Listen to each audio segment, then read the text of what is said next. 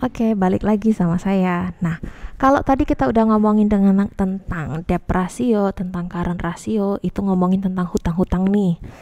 Nah, kali ini kita akan ngomongin, ya udah nggak ngomongin hutang lagi, tapi kita akan ngomongin tentang return on sales atau pengembalian atau keuntungan yang kalian dapat dari penjualan. Nah, di sini bisa dikatakan bahwa rasio ini digunakan mengukur kemampuan perusahaan dalam menghasilkan laba atau keuntungan. Jadi kira-kira dari penjualan yang kamu jual, dari produk yang kamu jual, keuntungannya itu berapa sih? Nah, return on sales ini biasa dikatakan atau biasa dikenal dengan profit margin. Kira-kira keuntungan yang didapat itu berapa? Kan kita nggak mungkin kan jual barang tapi tidak memikirkan keuntungan yang didapatkan. Nah, balik lagi kita perhitungannya sangat simpel, di mana kali ini kita akan menggunakan data yaitu laba bersih. Jadi kalau sebelumnya di current ratio, di debt ratio, fokus kita menggunakan data dari neraca, kali ini untuk return on sales kita menggunakan data dari laporan laba rugi. Nah, di sini laba bersih dibagi dengan total pendapatan. Total pendapatan ini bisa sebagai total penjualan juga atau total namanya, jadi tidak terpatok sama pendapatan gitu. Jadi kalau misalnya di laba rugi ada tulisannya penjualan, maka ini yang digunakan juga. Jadi total pendapatan atau total penjualan. Nah, terus dikalikan dengan 100%. Jadi untuk return on sales ini atau profit margin ini bentukannya masih bentuk persentase.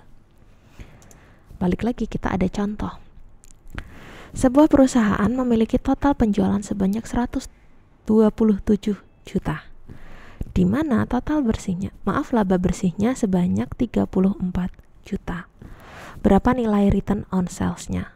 Simple, laba bersih dibagi dengan total penjualan atau total pendapatan. Berarti 34 juta dibagikan 127 juta kalikan 100%. Nah, ketemunya adalah 26,7%. Artinya apa?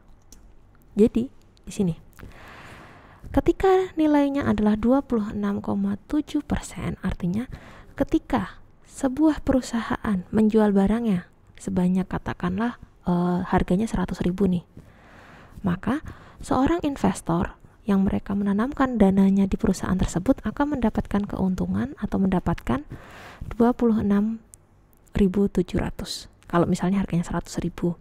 Kalau misalnya 1 juta berarti 267.000. Artinya investor itu mendapat bagian sebanyak 26,7% dari jumlah yang dijual.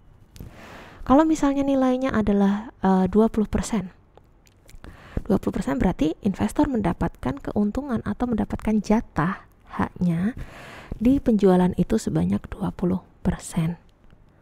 Nah, kalau kita berbicara nilainya ini 26,7% ini bisa dikatakan cukup tinggi, sangat tinggi. Kalau misalnya posisi di toko kelontong, kondisi ini tidak mungkin akan terjadi.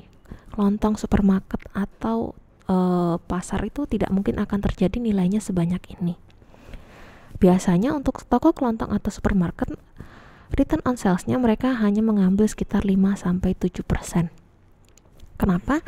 Karena kalau kita menjual barang-barang di toko kelontong atau supermarket atau toko-toko yang untuk kebutuhan sehari-hari, kita tidak bisa menetapkan harga terlalu tinggi. Ketika harga terlalu tinggi, konsumen cenderung akan lari ke toko lain yang justru lebih murah. Sehingga kasusnya untuk toko kelontong ini mereka tidak bisa menetapkan harga yang terlalu tinggi. Makanya profit margin atau return on sales-nya juga tidak bisa terlalu tinggi. Nah, untuk kisaran 26,7% ini apakah bisa terjadi? Bisa, tapi tokonya mungkin toko IT atau elektronik yang dimana mereka sudah melakukan kerjasama dengan pihak distributor tentang terkait harganya. Jadi nilainya ini tergantung lagi dari jenis perusahaannya apa. Kita tidak bisa ada kisarannya yang bagus berapa sih. Kita lihat dari perusahaan itu bergerak di bidang mana. Oke, sampai di sini untuk return on sales. Selanjutnya kita masuk ke rasio selanjutnya. Terima kasih.